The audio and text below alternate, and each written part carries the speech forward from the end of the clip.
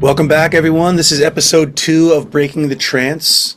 And while we are still choosing the title for this, we know that the theme that we want to tackle today in the second episode, which I think is very apropos. By the way, we kind of just tune into what's up in terms of the theme and the energy of the day or the times or just so we're very fresh with it. We don't have a preconceived notion or syllabus as it were. We're just letting whatever is really hot for us in any given moment take the focus. And I was expressing to you, Dad, earlier that I'd gone out after I had a music concert the other night, and then afterwards went to go hang out at one of the local places where everyone goes, and the night went on, and it just became so plainly obvious to me that there's this utter lack of what I would call sacredness, sacred space, or a sensitivity to anything sacred. There's so much just filling the silence and of course, dousing ourselves in alcohol and, lots of just vacuous blabbing and just as the night went on, I found myself more and more exhausted to just be in this continuous sort of radiation of mindless, mind-numbing existence, which felt very trance-like. It feels like we're just on autopilot in a way. I don't mean to sound judgmental. I just think that it's something that really hit me very strongly, was that like there's just a real obvious lack of sacred awareness. And that word sacred can have some different connotations for different people, and I know that it can be kind of seen as religious or spiritual, but I actually would like to reserve the word sacred as something even beyond religion or spirituality. It's, of course, essential to those, but when I use the word sacred, I think I'm speaking of more of the human sacred space of the space in which we're quiet inside, and we're listening to one another, and we're not making noise to distract ourselves with it, whether it's verbally or otherwise, or with our phones or whatever it is that we're doing. It seems to me a big part of the trance is distraction and like banging pots and pans to not have to face the silence. And the silence and the sacred are very closely tied. And I guess I got to this point at one point where I just can't do this anymore. Like it just almost felt grating, and all I wanted to do was go home and be in silence. And just be quiet and just be by myself and just, And so I just noticed there's this whether we're sitting down and having food or whether we're talking or whatever it is, there's this I want to say, hey, let's pause for a moment. Let's recognize this food. When the other person is talking, let them speak. Listen, when we're breathing and walking, whatever we're doing, to remember that all of it is being provided to us by Source, and the infinite Source that provides everything everywhere, the being, the source of our being and our existence, and because it's so ubiquitous in a way, it's like we stop seeing it and we take it for granted, and then we start to just consume in a sort of entitled and numbed out sort of way. And I guess as over the years of teaching yoga and also just the upbringing, you were always telling me to be heads up and think about others and how my actions are affecting others. And so I felt really lucky to get that. And I shared that with I paid that forward to my son also, because I think it's one of the most important things I learned was sensitivity to others and sensitivity to the space around us, not just as people, but as sacred space. So because of that, and all the work I've done over the years and all the yoga and all just the practice, I mean, it's become to a point where I can't pretend anymore, and it's really painful to pretend, to just go along with it. And what I really would like and would prefer is that we break the trance all of us in that way, because I don't think people are happy.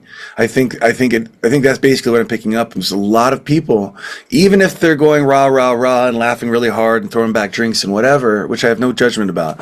It doesn't mean we're happy. And I guess I think I'm picking up on the deeper despair, the existential despair of people, that they're trying to cover up and fill the void they're trying to fill, the pain they're trying to cover up, and in that sense, we can't be in tune with the sacred, because we're just creating so much noise on so many levels, and things become more and more available to us all the time. Everything's on tap, all the social media and phones and everything is it's just like constantly we can just keep the tap on full blast. So that what? What are we afraid of? You were talking about another title of this show could be, instead of xenophobia, Zenophobia.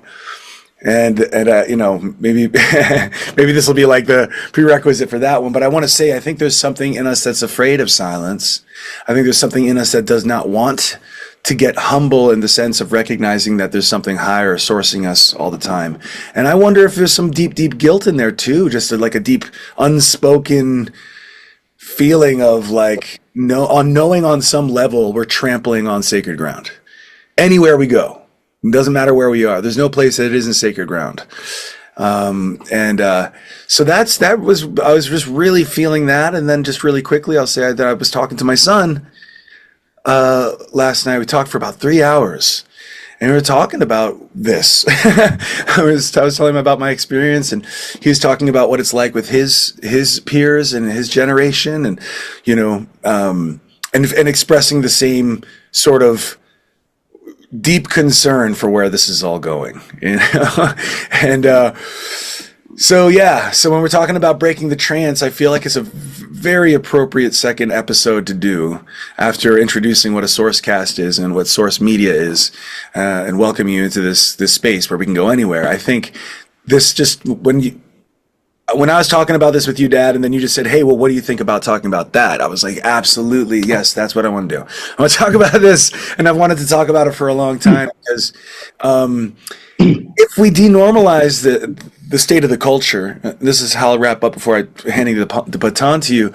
I mean, I said it last episode, it's like breaking the trance means denormalizing what we didn't even know was a trance. That's the big problem. We don't know that we're in a trance. We don't understand because it's normalized. So to be so bold as to call normal life a trance is to denormalize it, and in that sense begin the process of snapping out of it, right? And what are the main symptoms of being in a trance? You're cut off from being. You're cut off from yourself. You're cut off from sacred space. You're suffering. You're in despair. You're distracting. You're addicted. All the symptoms that then spill out. It's like, to me, at the heart of it is, man, remember the sacred. And I want to put the word sacred in double brackets, because it really is, I think, universal to all of us. Whether you're develop that, you're doing beautifully. I mean, what makes sacred? People, seem to be not being clear what is sacred. What makes sacred? You said it's all around us. Why? And you say you want to put it here. Why? What makes sacred? Yeah, it's the infinite space. That's why you have that infinite up there at the top, and the words logos and unum, of course, is codes for that, the infinite light of being and reason and presence, and nothing can be without it. So it's all being sourced. It's all being sourced, supported, sustained, and held. Every iota of consciousness, every feeling, every sensation, and everything is going on, you could say, in the womb of sacred space, and that sacred space is not just empty space. It's pure love. It's pure light. It's pure givingness. It's pure abundance. It's all those things that we're longing for, but that we're cut off from. And so the word sacred, I'm applying that word in terms of its meaning to that mandate. That's just, I think we all know deep inside that we must honor that which is sourcing us, and that's infinite. And there's nowhere where it's not. You can't be somewhere, no matter who you are listening to this right now, you're in sacred space. like it or not.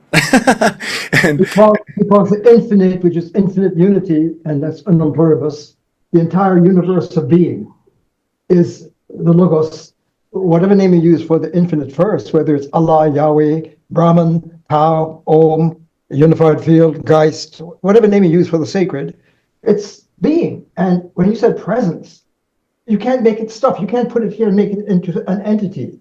It's a source. And that's really what we're doing, a source cast, not media here within the space, which is a mess. Pop media is a mess, but media means the medium of the word. Well, this level of language is not mature as this level. So the double markers are marking when you're in the language of logos, the logosphere, in logosology, the science of logos, source science.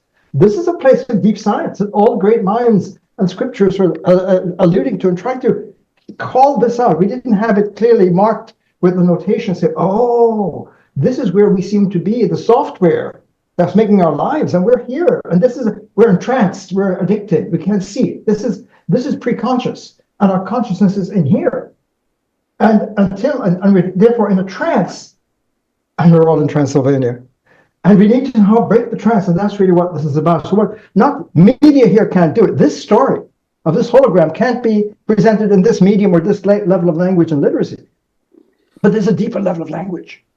As you pointed out in the first episode, our great first responders, Moses, Jesus, Buddha, Muhammad, Krishna, Lao Tzu, many of these great minds that are trying to, or medicine people, first responders here, responding to what's first, we're calling out the medical diagnostic of being entranced and cut off and severed and suffering. And this is desecrated, even though it's being held and funded. We couldn't be anywhere without the support and funding of the source. This is the source, the infinite ground. So even here, it's sacred, even though it's been desecrated. Even here, it's sacred.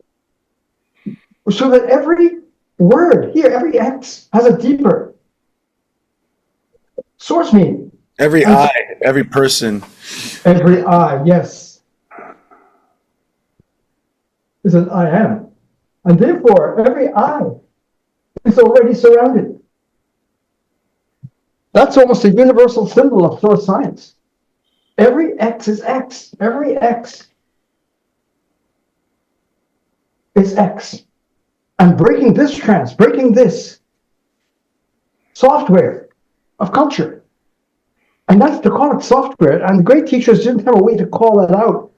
That the software that's operating on us and holding us captive in the space of culture and life and experience, and our lives and bodies and self-making and culture making and religious life and political life and parenting, everything here. We don't realize yet that we're so cut off and alienated from a deeper way to be. So the great scriptures said there's a shift from this code to that code, a code shift. And we don't have code education. So source media, this is the second episode, as you point out, we're attempting to open up from this form of media, pop media, which is inscribed within the software of this cyberspace, into a deeper logos cyberspace. And that's where we thrive. Mm-hmm. And so your point about sacred, this is where we belong as humans. This is a human space, a sacred space. Why is it sacred? Because when you cross from this version that's cut off from the source, we're not sourcing, that means we're alienated from the field of being. And when we make this crossing, we come to be. And when you come to be, you're woven in, you're zoning. You're in the Zen, you're in the zone. You're woven in. And what is that? You're mindful. Of what? Of the source. Of what? It's sourcing us. What's that? Gratitude, thankfulness. You take your sandals off when you cross from here. When you cut off into this space, take your sandals off, so to speak. And you realize that all of yoga, all of being in the Brahman, being the Om, the Christ praise. The Quakers saw that. You know, here at Haverford College, where I've been teaching for 57 years, founded by the Quakers outside of Philadelphia. But they saw there's God in every person. There's God in every person. Krishna, the Om is in every person. We hold these truths to be self-evident. That infinite source, God, nature, has endowed every human with unalienable rights of life, liberty, and well-being. So this space is absolutely important in being human. It's sacred. If USA here is a land of sacred free beings, USA here is in trouble. But all the human families and cultures and worlds, insofar as we haven't done our homework to see what's running the show in my life, in our culture, and self-making, right? And so this is going to hurt. We're wounded, we're broken, we're fragmented. Our kids are crying out, they're hurting, all of us. Mm-hmm. Mm-hmm. And the teachers have known that for over 2,500 years. They've been calling out first responders of great scriptures. Unless you die, you can't be born. You got to detach and let go. 1776, whatever form that brings us and joins us one to the other, if it violates our dignity, we've got to separate. Even the Declaration of Independence is a declaration of separation. It said so. Those are the words. You must separate in order to enter the dignity and nobility of humans. One nation under Logos, God, indivisible. Not here, cut off. You can't bring God down here. You can't bring Christ here. You can't bring Allah. You can't bring Moses. If you're putting this code, which gives you ID, A is A, everyone has an ID. When you have an ID, you're a unit by yourself, and therefore you're a Lego entity, a Lego piece, a unit.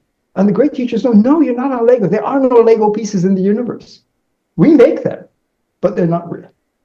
Because when you're tapping into when you get over this and you realize yourself here, you're in the deep flow of the zone. You're mindful. And wow, what's up with that? Presence, you said it. You do that in your yoga. If being is not stuff, but presence, how do you access it? With presence of mind. What does that mean? Awakened awareness, which is what? Walking in sacred space, breathing. Knowing that every pulse of life, every moment is being gifted. You didn't create your own existence. You're being held and funded and held by the source.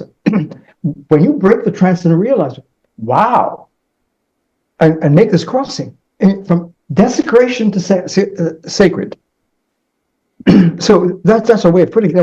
What you pointed out for anyone who's joining us, this is a space of dialogue between you and me, even if no one's listening. Right? We're trying to make sense of what comes up for us every day in the culture, not just politically, but existentially, the human issues, right? And so, source media is an attempt. We call this source media network. You can have media here, right? Ordinary media, pop media. But when you go into deeper cyberspace here, not from internet but intranet, so to speak, the name in Buddhist philosophy for the field of being of interconnectivity. Right? This is a good start. Cyber here. But cyber you couldn't have cyber without that. So deeper cyberspace is sacred, where we begin to experience interconnectivity. This came out, so many of our performances over the last decade now. And we just somehow have to bring it in again. So I just wanted to call that out. What does sacred mean? Mm-hmm. And why would people be lost in a kind of nihilistic, narcissistic, solipsistic, monocentric objectification? Because you objectify self and other with this technology, you're already become reified, ossified, entified, all of these words. You're zombied out. Yeah. And how do you communicate? What do you drink? What drugs do you take? What entertainment do you need? In that version of the pop culture across the planet, you need to medicate that somehow. And you're picking that up after your concert last night. You told me you had a great concert again because you bring music from here.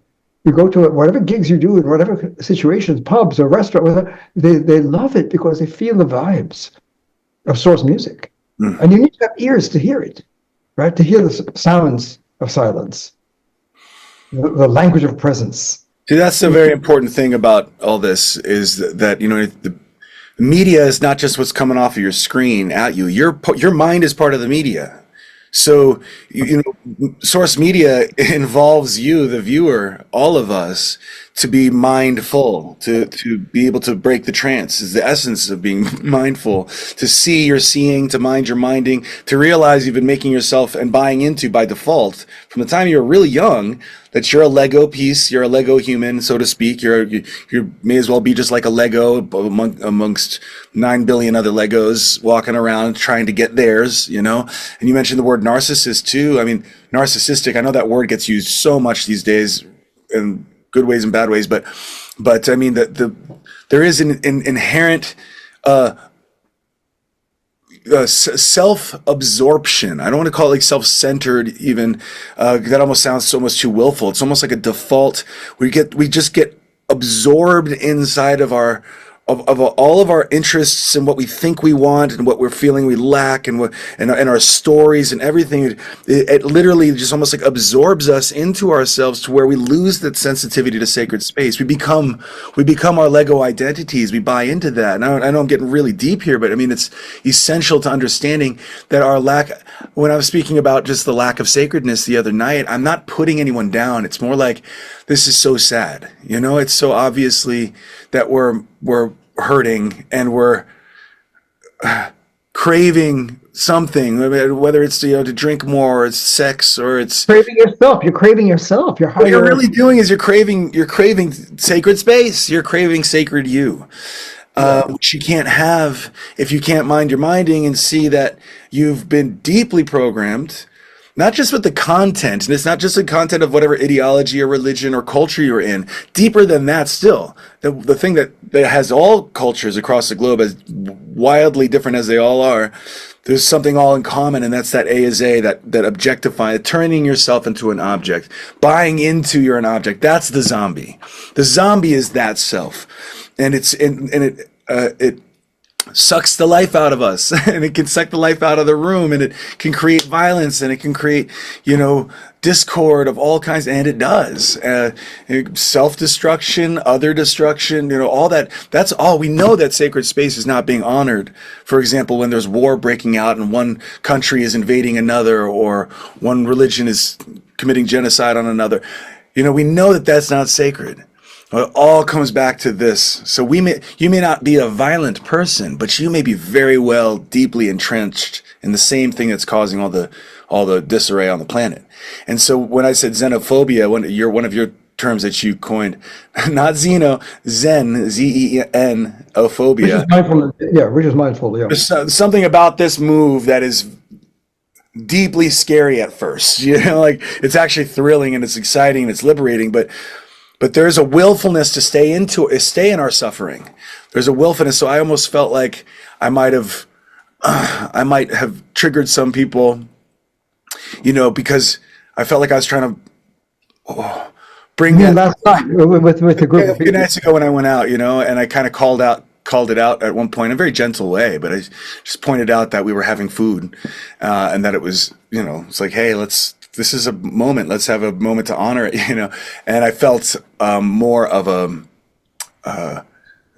like not anger, but just kind of, oh, who do you think you are, kind of thing. And I was like, wow, that's so not where I'm coming from. What I want is for you also to get a break from your noise. Get a break from your noise. Let's have a sacred meal together. Let's be quiet. And it actually, I think it just ended up being more of a trigger than anything else. And I think it's because, so my point is this, that's just one instance I can think of where the reminder of sacred space is highly inconvenient when you're invested in this space.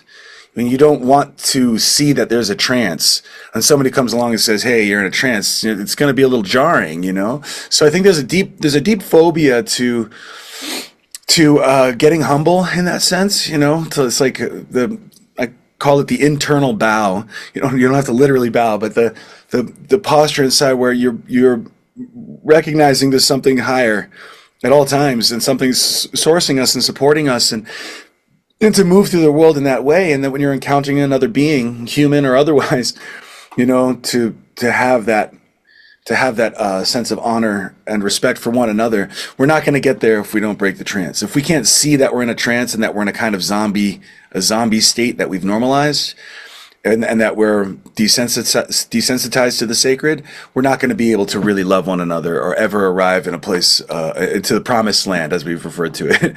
This is so important. When you say a Lego unit, we people have Lego blocks, units, right? And that we don't realize we're making ourselves as a Lego, rather than a logos, sacred presence. We're not stuff. We're not entity. We're not beings. To be is to not be a being, but to go into a deeper flow. And so what is it about the logos, the sacred, the infinite first, why, whatever, the God space, the Christ space, the Buddha space, the yoga space, whatever name we use for the space, right? And it's all united. They can't be put in silos. You can't put first wisdom and science and enlightenment in silos. You can't put Buddha here, Christ over here, yoga over here, Om here, and Tao, Buddha and Muhammad. You can't do that. They meet. Why? Because it's infinite, and the infinite is infinitely one, and that's the infinite unum, infinite unity, which is infinite plurality and diversity. It's unum pluribus, unum is pluribus. And what does that mean? It means when you cross into the life of presence, which is life itself, you find yourself interwoven with the entire field. The I, which is separate here, is an I thou. The other is within you. You can't block it out with your shield of privacy. It's fake. It's AI. It's artificial. The real you, when you tap your primary self, is an I thou self. This pronoun I separates you from and makes you a Lego. This I is an I thou. It's a different pronoun. You're connected with the other. There's ethics now. When you see that yourself is already interwoven with the entire other beings, other persons, with the ecology, with nature, with God. It's I thou with the source. You're intimate with the source. Now you're in sacred space. That's sacred land. Not here. It's not geography. It's in the awakened mindful space, of rational space. This is extremely important, not what we brought out. This is not just a wish or another opinion. It's science. What's science? The science of rationality. What do you mean? What are you bringing reason for? Isn't reasoning what we do here? No, this is a version of it. It's an adolescent form of logic and grammar and reason and code. That's what code means. It's a logic. It's a logic. Cyber is a logic. You know, when you're using ordinary sentences to describe the world and just talk about yourself and give your CV, that's a logic. It's a grammar. It's a code. That's a code. It's software. But when you go, so if you want to find meaning here, we have a meaning of a sentence. The snow is white. Is a sentence in English, or il pleut. Es regnet. It's raining. But these are sentences that have meaning. But that meaning is not deep meaning. When you are mindful, you're meaningful, you're beingful, and you're connected. And when so going to sacred space is rational space, it's being a rational awakened being. Why? Because we're Logos kids. We're not Lego kids, Lego sapiens, we're Logos, Sophia sapiens. And that's ethics. This is huge what we're saying. It's not like, oh yeah, I've got two choices. I can be in this code or that code. I don't like that later much. No, you're right. It's scary. Yeah. It's scary. Why is it scary? Because you got to give up what's most precious to you, which is what? Your self-privileging, narcissistic me, I. And your Lego, you got to throw in your Lego chip, trade it in, right? You've got to trade in the Lego to become a Logos. And that's the scariest thing in the world, to make this crossing, to see this, as you said, to call this out is life-threatening. So that xenophobia, logosphobia, the fear of a God-fearing person, fear of this is right. You don't just la-di-da back into it. You can't hack it. You can't just back into it. This crossing is huge because you've got to do something that you've never done before. The great teachers say, unless you let this go and separate and detach, and so independence of this, you can't come in to your logos nature, your true nature. Yeah, and that's meaning. So imagine someone looking for love. Yeah, and you say like that cross is life threatening, the single bracket life, but ironically, to live here is life squelching. You know, that's good. That's actually good. the other way around. It's so this is life threatening. Yeah. That is life threatening. That's right. That's because the this is life. This is like I am the way. I am the life. And think of the founding of USA. If we could only hear it with the Logos eyes, you know, life, liberty, well-being, happiness. We're endowed by the source with life. There's life, liberty, freedom, well-being. Well-being is being well. It's mental health. The founders are calling us to mental health. If you're colonized and you don't know it, right? You can evict the British external heteronomy to have autonomy, but autonomos is not the logonomos. So autonomy is still colonized. So we, the people here, is still in the colonies. Colonial reason, colonial thinking, mental slavery. You can free the slaves, sure, but you can still, the slaveholder and the slave are in the same boat, the same code. And it's tainted, it's a virus. And so what we're saying is huge. If you're trying to find love here, when you have the song, looking for love in all the wrong places. What is love? Love is not it. Your lover is not, your object is not an object of everything is it. I and it. When you cross there, what happens? I and thou. What is that? The other person is sacred. The work of art, the music, whatever the other is in the space, I and thou. The thou means the sacred other.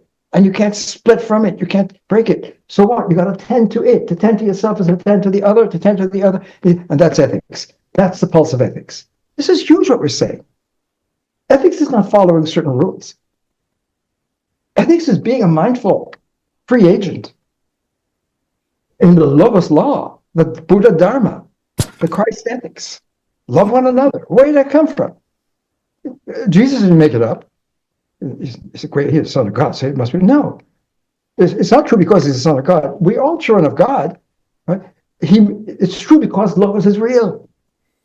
So what?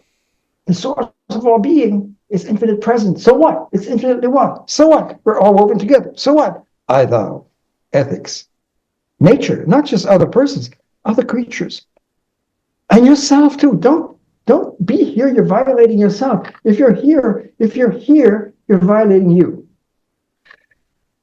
It's almost like a crime against the source. Yep. Yep. That very same thing came out in a session I was doing with the client, which, by the way, I do one-on-one sessions where we go into this understanding, this deep source science as it pertains to what you're going through and experiencing that. If you ever want to reach out, I recommend anyone who is looking for meaning, check out this guy. He's a brilliant master yoga teacher and a brilliant musician and awakening life arts life coach. You can have life coaching here. You have a lot of that. But if you don't call this out, you're pouring it into a vacuous space. Life coaching is this.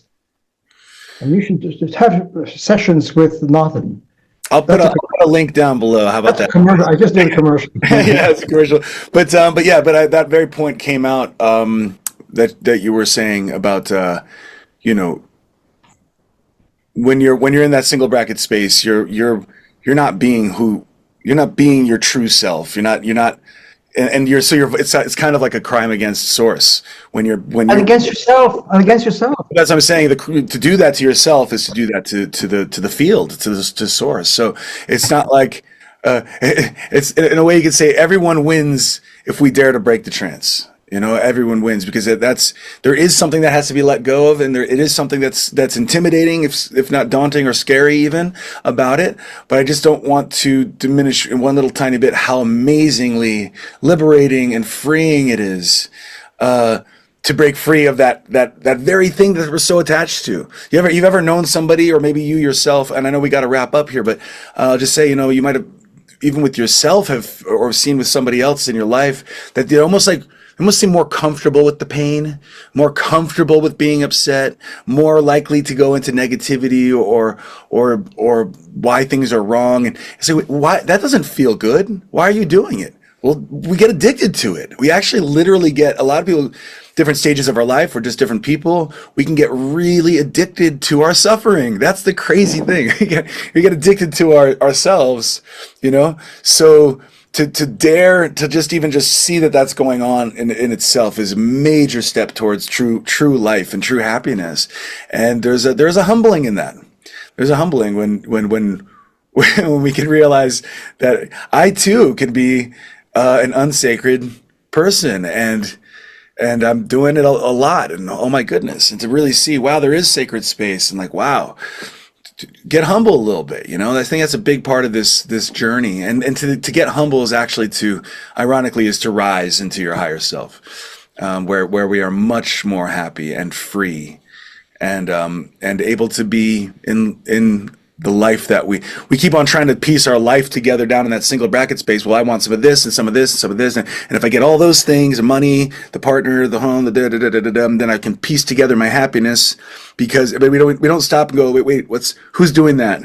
Oh, that whole thing that I'm creating, my whole life is getting absorbed into filling this void. Well, where's the void coming from? Well, we're avoiding source. We're avoiding presence. And So it really is the beeline, for lack of a better word, to true happiness, to lasting, sustainable happiness and well-being. Even though at some point you feel like you have to like let go of everything that matters to you. It's not actually, it's the other way around.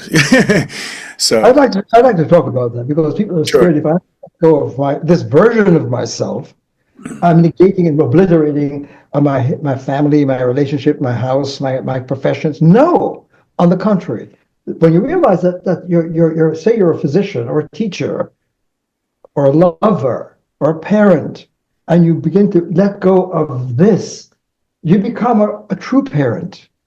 You become a true lover. You become a true significant other. And the humble you're talking about is not just, the word humble maybe, if we're logos kids, if we're logos sapiens, and that's who we are, rational beings, and this version of reason is an adolescent form, and it's falling apart on us all around our democracy, our public life, our love life, family, divorce, suicidal thoughts, the degradation of nature. All of this stuff is what? It's code effect. And if you can, and to see this, what is called critical thinking, not just critical thinking here, which is what we use, but critical thinking. Imagine if science, of all the virtue of science is not that, we're going to know nature, but science has a duty to check out how it's using its mind. Science needs to say, and that's what first philosophy is. Source science is deep science because it's willing to say what is on the ground floor of being. It's infinite source. Science got to do that. It's got to grow up from this version of empirical verification within this code. It's got to check out, is my science going on in a mind operating process, a software that I haven't checked out yet? Come on, that's got to get really scientific. Yeah. So getting is getting human. It's getting humble means I was privileging, and when you say we're almost addicted, yes, that's the great teacher saw we're addicted to what? To we're born into it. No one ever brought it out. How many parents bring out this, honey, check out your software of your mind? How many parents are raising our children back Yeah. where you started, So we're all automatically, if we're suffering, what is it? It's a human condition. We're only human. That's a big theory, So we're only humans. No, there's a deeper way of understanding the human condition. Listen to our great first scientists and philosophers and scriptures of the ages, right? They're calling us to discover who we really are. Is this the version of us, human? Is that the human condition? Or is this the human condition that we need to really grow up? And then enter ethics and rise to say in the USA here. Today's Martin Luther King Day now. It turns out to be also the inauguration on January 20th, 2025. I'm giving away our time now. Martin Luther King, I have a dream. This is not working. The breakdown of the culture. Racism, sexism, homophobia, all kinds of degradation, poverty, all kinds of things here. I have a dream. I may not get there with you, but one day we're going to get there. The arc of truth, the arc of justice bends towards truth. What's truth? Truth here. Logos. Justice is the inescapability of the infinite source. By whatever name, God, Yahweh, Allah, Brahman, Om, Tao, right? Whatever name you use, right? It's who we are, and that's a scientific way of being. So now what we're talking about here is not just another opinion. This is science, source science. Unum pluribus. The mantra of America, e pluribus unum, multiplicity in unity. Yeah, it's not here. And the evidence is glaring. Yeah. On Martin Luther King Day and inauguration of the next president. So we're living in the middle of that drama right now. And it's being scientific. We have to go to a next session. We have to go to a third. We can go. Well, I can see branching off of 5 different directions right from where we are. But I lost track of time. I don't know how long this session. We want to go for a 20 minutes to 30 minutes session, so we can. This is more like 45 or 50. We'll see. No, I'm not doing that. Bad host. Come on. You can't get carried away with the passion of the truth and meaning. Yeah, come on. That's not allowed. So yeah, guys, that's our invitation for you today to break the trance. Remember the sacred. The sacred is everywhere, all the time, in you and around you and in the other. Every breath we're breathing in the source. We can't be outside of it. People don't know that now. They don't know that this is not normal. That's an addiction. Yeah, yeah, and that it's numbed out and deadened, and you know, it's zombie. It's kind of zombie land, and we need to denormalize it now. So I think we did a pretty good dose of that today. So hope that that helps you to denormalize it and to step back from it and to feel the spaciousness and sacredness of your true self. Thank you for joining us today. Thank you, Nathan. Well done. Thank you. Thank you. Bye, everyone. We're going to come back every week. We're going to do this every week. Every week, if not soon. Okay. Thank you. Bye, y'all. Bye.